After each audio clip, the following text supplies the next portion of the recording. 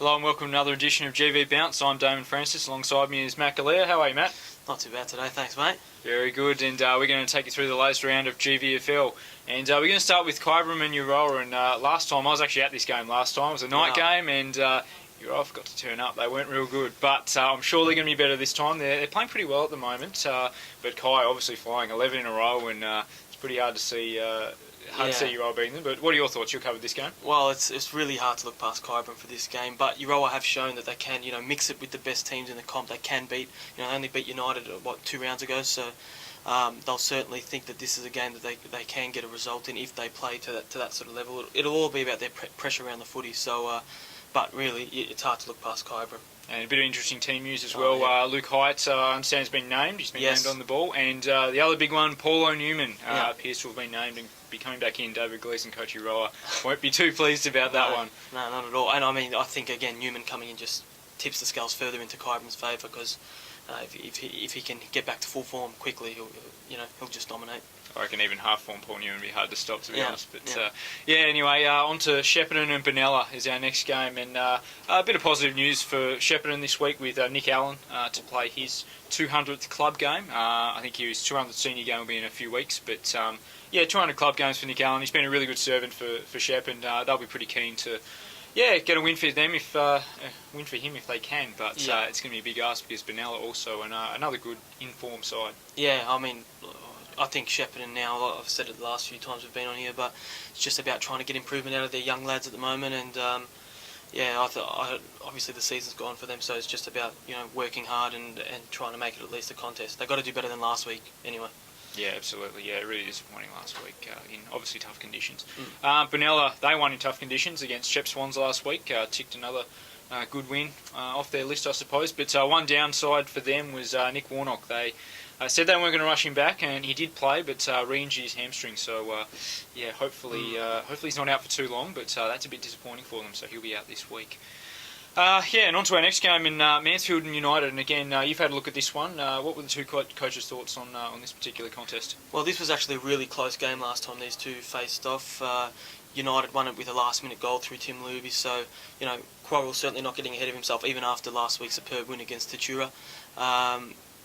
Mansfield at this point the season's gone, but they can still have a real say on where teams in that top half finish and who makes that top half. So certainly they'll want to be at their best to at least have an impact in that way. Yeah, absolutely. Shepparton, Swans and Rochester's next. I think I described the Swans as being in Heartbreak Hotel earlier this week.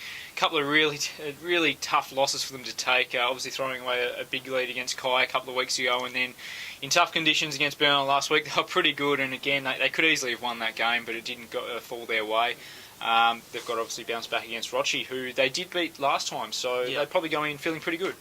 Yeah, it must be getting difficult for the Swans. It must be so frustrating knowing that you're playing so well, you just can't get these wins against the top sides. And really, if they don't win this game, it's hard to see a way for them into the finals because they're going to have to knock someone out. And Rochi are certainly one of those teams that they could knock out. But I've actually gone for Rochi this week.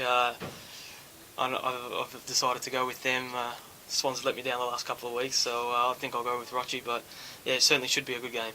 Well, I've backed the Swans and we were even in tips, so it could be a deciding week, decisive week, I imagine. But I think the Swans, they're 8 points plus percentage out of the top 6 now, and it's going to be tough if they can't win this week, like you said. For sure. Seymour and Tatura, or Tatura and Seymour over at Tat Park.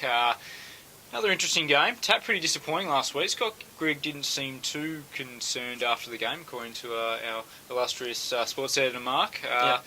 But they do have to bounce back, and Seymour's in pretty good form. They absolutely belted Echuca last week in tough conditions. Shane Robertson was really happy to put such a big score on the board for one, but also to restrict Echuca to only 2 goals. It was a really good effort. So it's probably about time that they start getting the respect they deserve, because right now they're going to play finals footy, and their top tier is probably as good as anyone in the competition, with the likes of Sard, Paul Colbert, Brent Colbert up there. So look, they're a decent side, and Tat ought to be wary this weekend. No Paul Kirby again; he's still out with a leg infection, and Seymour's own experienced veteran ruckman Shane Shotton's still overseas. So it's going to be a battle of the young guns in the ruck there. But I'm expecting a pretty good game. Yeah, Tat, obviously, like you say, they have to bounce back, and they were a bit disappointing last week. But I had actually had lunch with Jimmy Hollow, and he wasn't too concerned. He thought that it was just one of those days where things didn't go their way, and he'll certainly be looking to help his team bounce back this week. Yeah, very good. And lastly, Echuca and Marupna, and time's running out for the Cats. They're in the same boat as the Swans. Probably not quite in as good a form as the Swans, but they're 8 points and percentage outside the 6. So they too need to start winning games, and this is probably a good opportunity to do that. They should beat Echuca, do you think? Yeah, for sure. I mean, no excuses for not winning this game. Echuca obviously backing their young boys into the end of the season, and they're just looking for improvement from those guys. But yeah. Marupna simply have to win this game. For sure. Reece Archard, he'll come back in for Echuca, which is good for them. And Brendan Prendergast will play his 200th game as well, which is a nice milestone for him. And Echuca will be hoping to put on a good show for him as well. So look forward to that one. But that'll do for us for this week. So thanks for joining us, and get along to your local game and check out some good footy this weekend.